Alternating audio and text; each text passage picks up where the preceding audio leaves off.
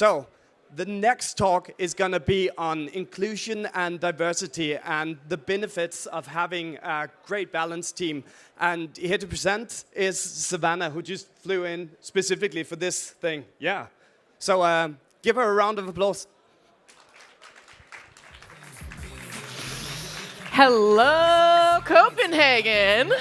How's everybody doing today? I understand it's happy hour. So same thing where I come from. This time of day, you might want to get a beer. I'm not offended if you actually go get one right now. I'm going to be talking for 25 minutes. But in the meantime, since we're talking about diversity and inclusion, I want you to turn to the person to your right and give them a high five. And then turn to the person on your left and give them a high five. Because it is all about community, ladies and gentlemen. So, are you having a good time? Who's having a good time? We're almost at the end. Has it been good? Yeah, okay, excellent. So I don't do the classic American thing and assume I know everything and who I'm talking to. How many of you run your own business?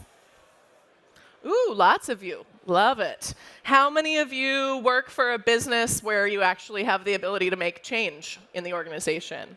Awesome. So everyone here is a decision maker. That is fantastic. And I'm hoping this is all of you. How many would like to have a more diverse and inclusive workplace? Excellent. Excellent. Or maybe you already have one, in which case that is fantastic. Before I get started, I want to define diversity and inclusion. And there are a lot of ways that people use these words interchangeably. But to me, it's less about ticking a box or the statistics within your particular company. It's about a feeling. Inclusion is a feeling. It's kind of like hygge at work. If you feel cozy and comfortable, and not that you have to share every single feeling that you ever have at work, but you need to be able to express yourself. If you felt uncomfortable, if you felt betrayed, if you felt that someone was rude, there needs to be a safe place to talk, and that is inclusion. And that has very little to do with the superficial stuff we see on the outside, and it has a lot more to do with our empathy as leaders. So I'm going to go through a couple quick key reminders as to why diversity and inclusivity are important, and then I'm going to give you some super quick tools for applying it right away, hopefully starting tomorrow. And do know that I look forward to your questions. If you're feeling shy and you don't want to do Slido, you can always tweet me, @SavAsSavy. I will gladly respond to all of you. I think we've all experienced this cartoon at some point in our careers. And I love seeing your laughter right now. I know you feel me.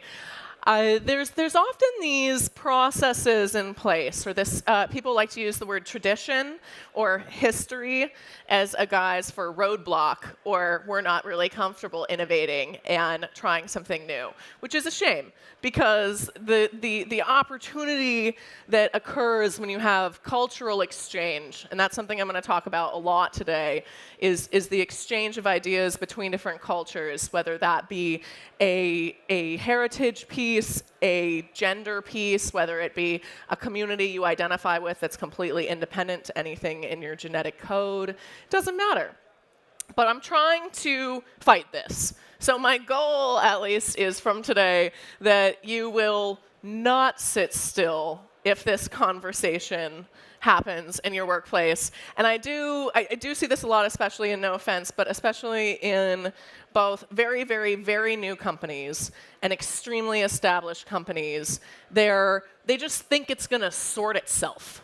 It's kind of like the same belief of if you build it, they're going to come. It doesn't work like that.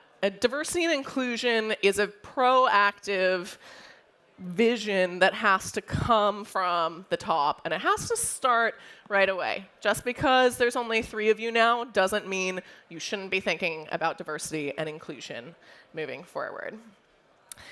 Diversity is really good for the economy, and I'm not going to ramble off too many statistics for you, but I will give you just a few. Companies with females on their board, for example, have an 80% higher ROI to those venture capitalists. So if you're a VC and you're not encouraging your founders to find women to put on your board, you're actually leaving money on the table. It's about the dollars you could be making. It's not just about feeling good. Teams that are more dynamic and diverse produce more. They have sometimes 2x the product output of teams that are not diverse. And diversity isn't just about gender. It's not just about race. It's also about disability. It's about age. It's about sexual preference. It's about a lot of different things. And you can never have the same opportunity for innovation if you don't put a dynamic group of people in a room to celebrate. I love this particular graphic. It's very simple, but it kind of sums up all the little things you might not think about. So if you need something to show your bosses, go ahead and take a picture of that. Now I'll casually change the slide. Diversity is empirically proven. So there is a whole bunch of data from all over the world. I apologize, a couple of these stats are US specific, but it's only because we're monstrous and that data is compelling.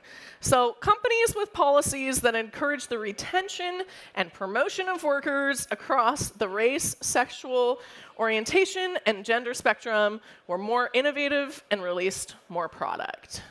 Now, I bet if you're a startup or any business, you are trying to be more innovative and release more product, because typically that makes you more money.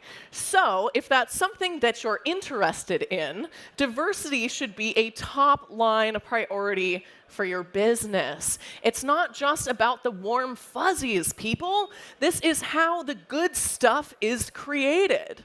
When we have these monolithic or homogeneous work cultures, no one is there to say, I'm not sure that's a good idea. Segway, great example of this. The Segway was invented in a complete and total silo with 5 white dudes, Steve Jobs being one of them. He actually thought it was going to change the future of transportation. He thought we would not have automobiles anymore or bicycles. We would have Segways. I think Copenhagen and America prove us right and wrong on both fronts there. And it's because there was no one else in that room except for a few people with a very narrow Silicon Valley focus of the world that created that product. And it's kind of a funny laugh. Anyway, here's the factors. So this study that just came out, this 2x productivity stat that I'm throwing around, I think is really compelling because this study looked at a lot of different factors. And like I said, it's not just about ticking the box.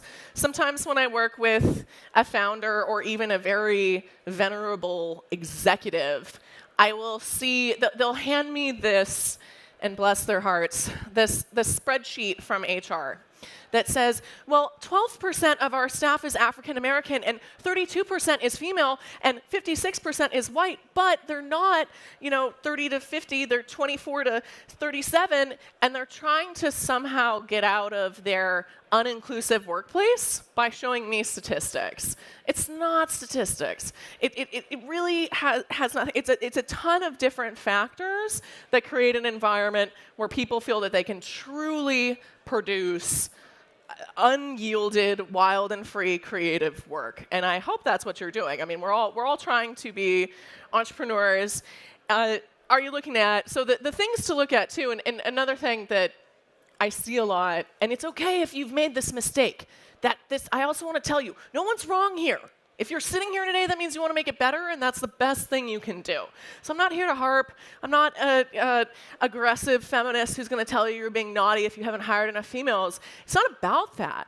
It's about taking steps now. It's about starting the conversation that might be really hard to have the first time. But I'll tell you what, the second time, it's easier. And the third time, people look forward to it. And the fourth time, you have a sense of family at work, and everyone's doing better. So don't just look at race or at gender. It's really important that you look at disabilities. I was having a great conversation with Jason. I don't know if any of you happened to see him on the Forest stage just earlier, but his daughter is disabled. And he was saying how frustrating it is because everywhere they go, it's incredibly hard for her to get around. It might say it's disabled friendly, but it's not. And think about how many work environments are like that. How many places have high bars in their, or high stools in their office because it's trendy and startup-y? Well, that's really unwelcoming for someone who can't stand. And it's important to think about stuff like that. You really should be talking to people, and within your network, I call it my nest, because I think it's a lovely way to think about it. But my nest are the people that I can ask those questions I might be afraid to ask the internet, or I might be afraid to ask an investor, because I need to kind of know if I'm just totally off base. And maybe it's an appropriate question. But you need to have different populations represented in that nest. You need to have a variety of different minorities so that you can say, hey, is my policy making me look like an asshole because I'm not thinking about X, Y, or Z? Or is this completely inclusive? Would this appeal to you? Will you help me work through this? And can you tell me what needs you have from your workplace and how I can provide that? It's super important that you engage in those dialogues and have those people that you don't feel bad asking the question. Create a network. I mean, from the people you just high-fived. Maybe they can be one of the people in your nest. It doesn't have to be your best friend. It just has to be someone who's going to be brutally honest with you. That's actually the key to a good diversity and inclusivity policy is extreme honesty. And even if it's uncomfortable, it's just kind of a part of the deal. Like I mentioned, when you take it seriously, not only do you make more money, you end up producing more. So it's absolutely fantastic in the long game. Anybody recognize this screenshot? It's from an ad, yes. So this is from the TV2 Denmark ad that came out. One of the better ads in diversity, I think, in a while. And so I actually saw it as quite a challenge to come here and speak to you because it's something that Denmark obviously takes very seriously. But I think that ad, despite being an advertisement and being a very good advertisement, just wait, everyone knows what this is, right? Just raise your hands if you, okay. Real quick for those who don't, TV2 Denmark did a thing where they invited a whole bunch of different people in who sort of fit stereotypical boxes, big muscle guys, older folks, young people, different races. And then they asked really funny questions like, who is the class clown? And certain people stepped up. Or who's bullied and who's what? And you see that it's not just about them, but there's always an us. There is always a part of the Venn diagram that you overlap in with somebody else.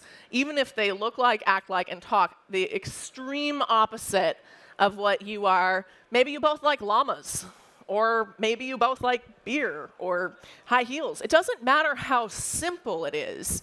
That common ground, having a very simple conversation, will open the door to ideas. Because it's beyond comfort. It is scientifically proven. This is that coming out of the same body of research that I mentioned earlier. The more diverse the team, the more diverse the ideas. And as Adam Grant, sociologist, if any of you are familiar, he's worked with Sheryl Sandberg. He wrote the book Originals. Adam Grant's science has also proven that creative people aren't more creative. They just have more ideas. That's it. The most successful companies on earth, there's nothing that they were born with that just made them better. No, they just kept throwing shit at the wall to see what stuck. And that's exactly what you can do with your extremely diverse team. So don't be shy about that. Diverse teams attract diversity. I come from the generation of quote-unquote token women, where I spent the first few years of my career in technology being mistaken for the assistant. Maybe I was there to take notes or take care of the expenses. People didn't realize I was a business owner, founder, decision maker. Didn't matter. It didn't really make me want to work with those companies for obvious reasons. And the same is true for your company. If all people see on the outside is the exact same thing, they're not going to feel that they'll be welcome inside there. And even if that means kind of faking it, and I don't mean pretending you're more diverse than you are, but throw a picture on your website with like a bunch of different people on it from a party you threw to engage the community.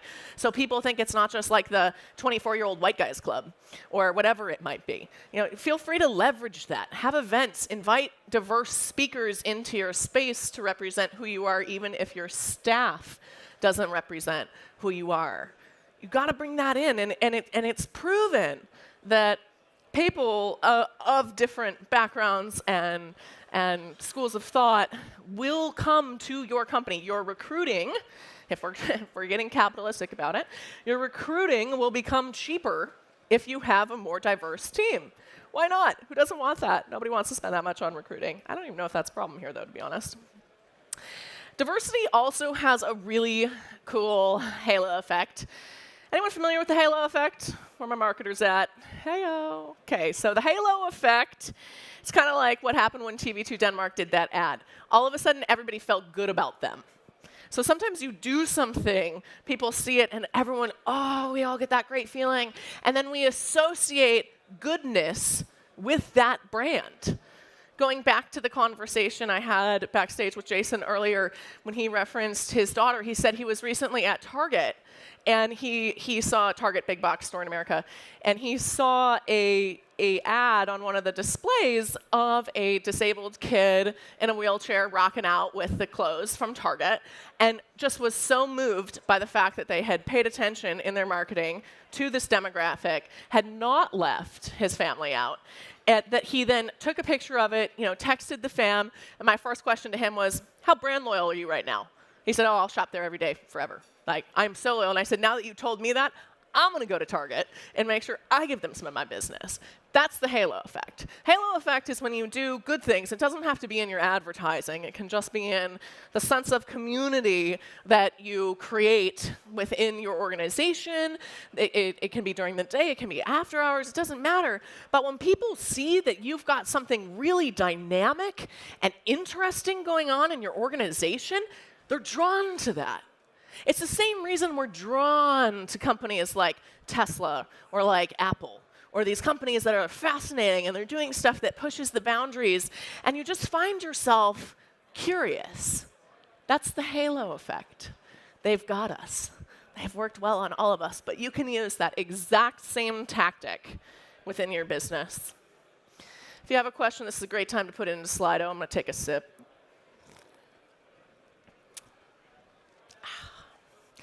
So now what? What do we do? Now that we, hopefully, who now thinks diversity and inclusion is important? Let's hope it's, all right. Yeah, okay, the smile said it. You don't even have to put your hands up. That was cute. Thanks for humoring me. So what do you do now? Start thinking about it. Make it a priority day one. I interviewed a couple of the best HR experts I know in anticipation of this talk. I do all my talks independently, so this was made just for you, just so you know. And she said, it's not about having a complete policy, because even in her experience, policies are always changing. You're always learning. You're always understanding better how to be more empathetic, so there may be caveats. It's like the US Constitution. You can make a bunch of different amendments to your inclusion and diversity policy, but you need to start making it. You need to have a conversation with your fellow founders or with your fellow leadership that says, hey, are we talking about this? What I find is most people don't say anything unless they think it's a super big problem. And that's when it's too late. Look at all the American companies right now experiencing Me Too, or any of our other interesting cultural shifts.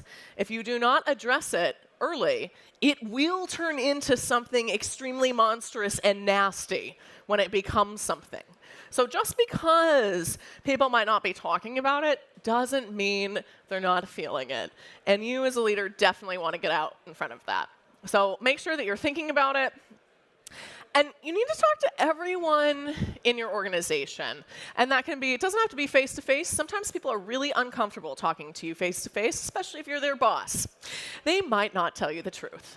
But you need to have a venue. I survey companies when I come in, and I survey them anonymously, completely anonymously, sort of a catch-all. Tell me everything. Tell me what you're feeling. Tell me what pisses you off the most. Are you ever uncomfortable at work? What makes you happy? What do you wish you did more? Do you want to see more of your colleagues or less? How do you like to be thanked? One of the best ways to understand difference in culture is, how do you like to be thanked? When was the last time somebody asked you that? But it's been a while. I bet it's been a really long time since someone actually looked you in the eye and said, what is it that you want? Would you like more compensation? Would you like a really nice bottle of wine?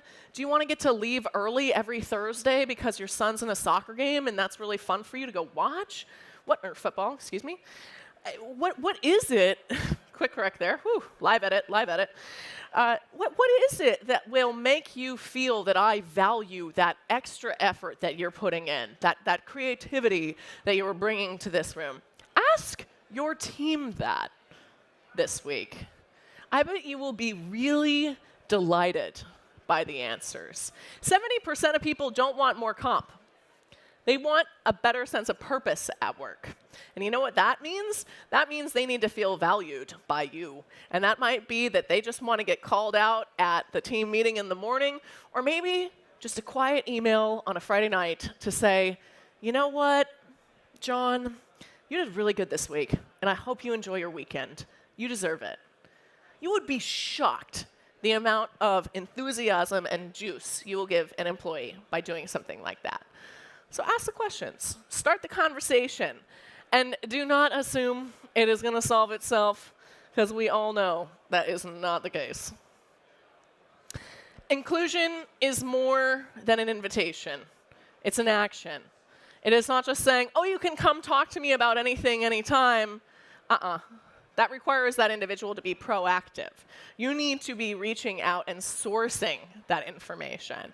The minority is often silenced because it's scary and because seeing is believing. And if you don't see someone doing something, you don't know how to do it yourself if they don't look and feel like you. Sometimes. This is a psychological thing. It's a behavioral thing. It's not a sign of you being insecure or weak. That is just how we are programmed as mammals. We learn from each other.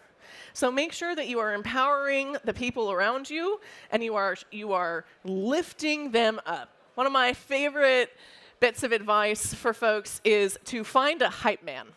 Because sometimes it's hard to self-advocate, even for us arrogant Americans. And you can't always be in charge of touting your own achievements. So you need to have someone at work who you tell when you really crushed it. Or when you get that client email back and that client's like, oh my gosh, Jacob, that was so brilliant. How did you come up with that? You forward it to that friend and you're like, look, they really liked it. And it's not you bragging, it's you sharing, it's you empowering each other, it's showing how much strong you are together. And you know what's awesome is your hype person, even if you're not in the room. When they're talking about the raise, or they're talking about who's going to go on the fun trip, or the exciting promotion that may happen, whatever that is, your hype person could be in that room. And that's awesome. Because maybe even if you haven't communicated it lately, that person says, you know what? Jacob's been crushing it. I can name 3 different occasions in which he's gone above and beyond, and that is fantastic. I wholeheartedly support this, and here's the evidence. So find your hype man. It's easier than the self-brag, I think, sometimes, especially in you collectivist, wonderful countries. It's okay to be imperfect. I think this is really important. A lot of times people don't start integrating programs like this or even having these conversations because they're afraid of doing it wrong. I'm going to be really honest with you. You're going to probably do it wrong at first. And that is totally okay. It is okay to fall flat on your face. I'm sure you've heard from a bunch of different founders over the last few days who have failed, who have done it wrong, who have fallen flat on their face. Approaching diversity and inclusion is no different. It's exactly the same thing. It's okay. It's a prototype. Try. But you have to start trying. The worst thing you can do is sit there ideating, same thing if you were trying to make a new product, and not iterating, not trying it, not testing it out, not having that conversation. And it's better to check in than to not. So once you get really motivated and you've got this awesome new diverse and inclusive workplace and everybody's feeling good, don't stop there. You need to make sure that the bicycle chain is still oiled and that everyone is happy. So create different systems. Some people like to check in a lot. Some people don't like to check in very often. Ask people how frequently they want to touch base with you as a boss. It's not just an annual review or a semi-annual review. It needs to be much more dynamic than that. And when you come from a place of empathy, that person won't feel like you don't see them in those gaps. As people, we fundamentally, we want to be seen. And that doesn't necessarily need to be praised or touted. It's just appreciated and noted. And I think as leaders, we can all do that. So it has been super awesome to talk to all of you. Thank you very much for your attention, for your smiles, for your hand raises, and for your general attention. Wow, this is fantastic. You weren't even like looking at your cell phones or tweeting. If you were, hopefully it was about me. And that was just fantastic. So we'll take your questions, but thank you very much.